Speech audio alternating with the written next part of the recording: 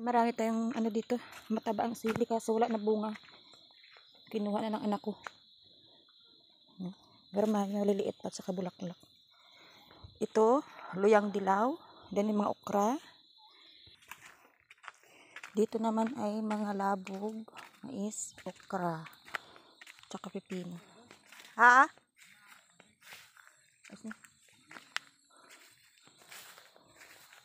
Pipino. Ha? Buta? Kalabasa.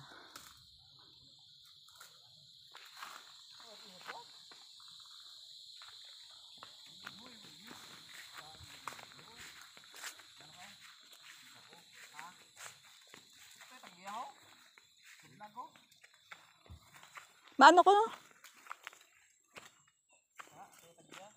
Maano ko no? Sako. Sako?